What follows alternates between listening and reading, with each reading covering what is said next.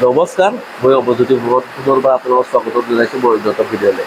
বহুদিন ধৰি একেবাৰে ভিডিঅ' দিব পৰা অৱস্থাতে নাছিলোঁ, কাৰণ মোৰ এটা ডাঙৰ এক্সিডেণ্ট হৈ গ'ল, যাৰে ফলত ভিডিঅ' দিব পৰা নাই, ইণ্টাৰ্ণশ্বিপত যাব পৰা নাই, বহুতখিনি সমস্যাৰ সন্মুখীন হ'ব লগা হৈছে। মানে যোৱা 10 তাৰিখে যেতিয়া কলেজত পঢ়িছিলোঁ, কলেজত যাই থকা অৱস্থাত কুকুৰ এটা আগেদি মোৰ বাইকৰ আগেদি তাৰমানে দৌৰ মাৰিলে। তো কুকুৰটো বচাবলৈ গৈ ঘপককৈ যেতিয়া ব্ৰেকটো মাৰিলোঁ, বাইকখন আনবেলেঞ্চ হৈ একেবাৰে ডিভাইডাৰত খুন্দা লাগিল। ডিভাইডাৰত খুন্দা লাগি মোৰ লেফ্ট ছাইডত তিনিডাল কামিহাড় অকণমান মানে ফ্ৰেকশ্যন হৈছে আৰু। তো ডাক্তৰেতো কৈছে প্ৰায় 2-3 মাহতো তুমি ভাইটি ৰেষ্টতে থাকা। তথাপিও আজি সাহস কৰি অকণমান বহি লৈছোঁ, মানে কিমান দূৰ বাগান দি থাকিম। বহুত দিন ধৰি বাগান দিয়ে আছিলোঁ বিচনাতে। তো এতিয়া অকণমান বহি লৈছোঁ, বহি লৈ ভাবিছোঁ এটা ভিডিঅ' বনাওঁ আপোনালোকৰ কাৰণে, যিহেতু আপোনালোকৰ পৰীক্ষা আহিয়ে পালে লাহেকৈ। কালিতো নটিফিকেশ্যন পাব্লিছ কৰিলে এছিয়াটি ডিএলএডৰ ফালৰ পৰা। তো অকণমান আপোনালোকক গাইডৰ প্ৰয়োজন, যিসকলে নতুনকৈ দিব তেওঁলোকে অকণমান বস্তুখিনি জানি লওক যে এন্ট্ৰেন্স পৰীক্ষা কেনেকৈ অনুষ্ঠিত হয়, বা পাছ কৰিব লাগিলে কি কি কৰিব লাগে, বা আমি কি কি ষ্ট্ৰেটেজি অৱলম্বন কৰিব লাগে। চাওক, এছিয়াটি ডিএলএডৰ যেতিয়া এন্ট্ৰেন্স আৰম্ভ হয়, এন্ট্ৰেন্সত যেতিয়া ৰিজাল্ট ঘোষণা কৰে, তো আমি দেখা পাওঁ কিছুমানে 35 পায়ো ছিট পায় আৰু কিছুমানে 50 পায়ো ছিট নাপায়। কাৰণ কিয়, ইয়াত বহুখিনি কথা জানিব লগা আছে। যিসকলে নতুনকৈ এবাৰ এড্ৰেছ দিব তেওঁলোকে হয়তো সেইখিনি কথা নাজানে। তো মই এজ এ আপোনালোকক দাদা হিচাপে, এজ এ আপোনালোকক ভাইটি হিচাপে অকণমান গাইড কৰিব বিচাৰিছোঁ। অকণমান কথাখিনি লাহে ধীৰে শুনি থাকিব। তো আজি জাষ্ট নটিফিকেশ্যনৰ কথাখিনি আলোচনা কৰিম। লাহে ধীৰে আপোনালোকক কোনখন ডিষ্ট্ৰিক্টত এপ্লাই কৰিব লাগে, কোনখন ডিষ্ট্ৰিক্টত কাট অফ কম হয়, লাহে ধীৰে আপোনালোকক কথাখিনি মই জনাই দি থাকিম। আপোনালোকে চিন্তা কৰিব নালাগে। আৰু যোৱাবাৰ যিটো আমি ক্লাছ আৰম্ভ কৰিছোঁ, এইবাৰ চাগে অকণমান অসুবিধা হ'ব, কাৰণ মইতো গমেই পাইছে মোৰ এক্সিডেণ্ট হৈ মইতো একেবাৰে একো কৰিব নোৱাৰা হৈ গৈছোঁ। তথাপিও যি হওক, মই মোৰ যিখিনি ফ্ৰেণ্ড চাৰ্কুল আছে তেওঁলোকৰ আলোচনা কৰোঁ, কি কৰিব পৰা যায় সেইখিনি চাওঁ। যোৱাবাৰৰ যোৱাবাৰতো আপোনালোকে গমেই পাইছে যে ফ্ৰীতে আমি গোটেইখিনি ক্লাছ আৰম্ভ কৰিছিলোঁ। PDF আছিল, আমাৰ PDFৰ পৰাতো মেক্সিমাম কমন পৰিছে। তো এইবাৰ চাম, এইবাৰ যদি ক্লাছ কৰিব নোৱাৰোঁ তথাপিও PDFৰ মই কিবা এটা ব্যৱস্থা কৰিম। মই প্ৰস্তুতি মই মানে চলাই থ'ম বুলি ভাবিছিলোঁৱে, হঠাতে এনেকুৱা এটা এক্সিডেণ্ট হৈ গ'ল।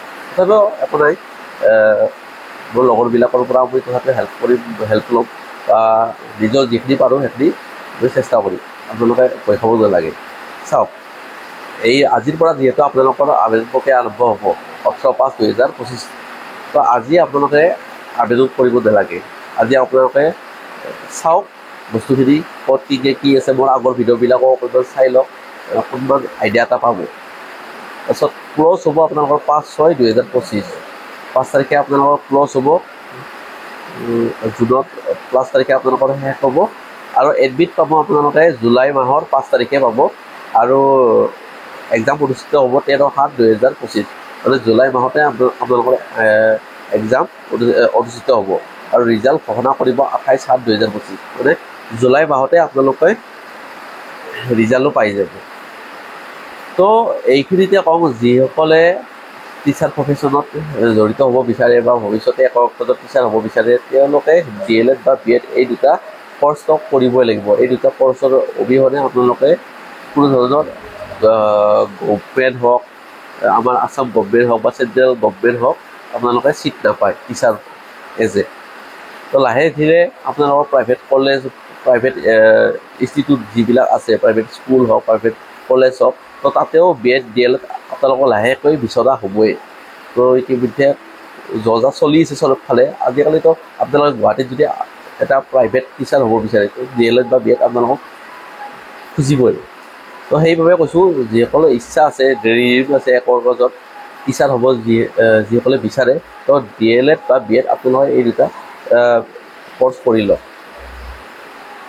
আৰু বহুতে সুধিব যে দাদা মই BEd কৰোঁ নে DLED কৰোঁ। চাওক, আপোনালোকৰ মনৰ অনুযায়ী আপোনালোকে যি কৰিব খোজে সেইটো কৰক। মানে ধৰি লওক, আপোনালোকে DLED যদি ভাবি মই এখিনি ক্লাছ মই ধুনীয়াকৈ হেণ্ডেল কৰিব পাৰিম, এখিনি ক্লাছ মই ধুনীয়াকৈ শিকাব আৰু বুজাব পাৰিম এখিনি ল'ৰা ছোৱালীক, তো আপোনালোকে DLED কৰক বা ধৰি লওক BEd কৰিব লাগিলে ক্লাছ 9 to 12লৈকে আপোনালোকে শিকাব পাৰিব BEd কৰিলে যদি BEd আপোনালোকে কৰে তেতিয়াহ'লে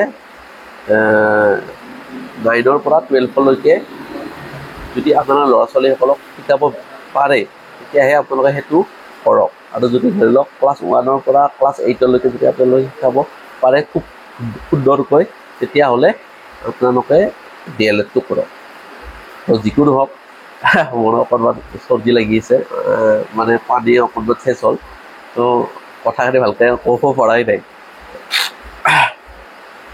যিকোনো হওক বাৰু এতিয়া আপোনালোকৰ এজ লিমিটৰ বিষয়ে আলোচনা কৰিম এজ লিমিটটো আপোনালোকৰ 18ৰ পৰা 34 বছৰ বয়সলৈকে আপোনালোকে আবেদন কৰিব পাৰিব 18ৰ পৰা 34 বছৰ বয়সলৈকে আৰু ফিজ হ'ব আপোনালোকৰ 600 টকা আৰু ইয়াতে কওঁ DLED কৰিব লাগিলে ডিগ্ৰী নালাগে MA নালাগে আপোনালোকক চিম্পলি হাই ছেকেণ্ডাৰী পাছ হ'লে হ'ব হাই ছেকেণ্ডাৰী পাছ আৰু জেনেৰেল আৰু OBC ৰ কাৰণে আপোনালোকক 50% আপোনালোকক লাগিব পাৰ্চেণ্টেজ হাই ছেকেণ্ডাৰী আৰু যিসকল ST SC আছে তেওঁলোকৰ কাৰণে 45% আপোনালোকৰ হ'লে হৈ যাব মানে 5% তেওঁলোকক দি দিছে লেছ দি দিছে আপোনালোকে যদি ST SC যদি হয় তেতিয়াহ'লে আপোনালোকৰ 45% থাকিলে আপোনালোকে ধুনীয়াকৈ আবেদন কৰিব পাৰিব তো এইখিনি ভাবিয়ে মই আজি এই ভিডিঅ'টো আৰম্ভ কৰিলোঁ জাষ্ট আপোনালোকৰ কথাখিনিও কওঁ বা মোৰ কণ্ডিশ্যনৰ কথাখিনিও কওঁ মানে বহুতে কল কৰি আছে বহুতে মেছেজ কৰি আছে তো কাৰো মেছেজ বা ফোনৰ ৰিচিভ একেবাৰে কৰিব পৰা অৱস্থাতে নাছিলোঁ তো সেইকাৰণে আজি অকণমান দেহাটো জোৰ দি অকণমান বহি দিছোঁ চেয়াৰখনত তো ভাবিলোঁ ভিডিঅ'টোৱে কৰি দিওঁ আপোনালোকৰ আগত তো পাছত লগ পাম পাৰিলে আজি ৰাতিলৈকে আৰু এটা ভিডিঅ' আপলোড কৰিম DLED সম্বন্ধে তো জড়িত হৈ থাকিবলৈ নাপাহৰিব ধন্যবাদ